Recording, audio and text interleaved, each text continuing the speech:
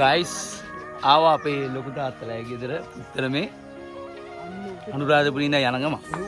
එන්න මේ ජෑම් ගහක් තියෙනවා. ජෑම් නෙමෙයි මේ නෙල්ලි ගහක් තියෙනවා. මල්ලේ නෙල්ලි කඩනවා මෙන්න ගහේ නැගලා.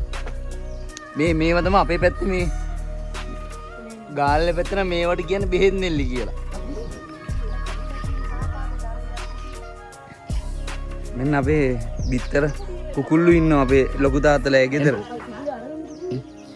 ඉතින් ගයිස් ලොකු තාත්තා ගියා මේ අපිට මාළු වැව් මාළු තියෙනවනේ.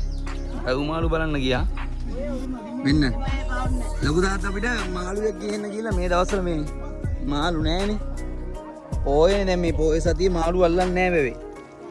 මේ මෙයාට කියන්නේ මිරිගල්ලා කියලා. මිරිගල්ලා කියන්නේ ලොකු තාත්තා. මිරිගල්ලා. ඉතින් මොකුත් මොනේ දැන් මේක තමයි අපේ තාත්තට ඕනේ කියන්නේ.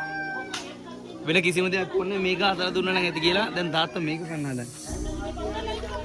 එන්න චිරා ඉන්නවා මෙතන. මල්ලි ඉන්නවා නෙල්ලි.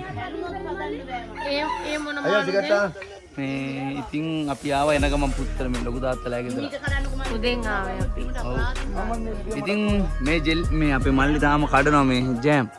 මෙන්න අනත අතන දිගට ජෑම් නෙමෙයි පැටලෙනවා නෙල්ලි.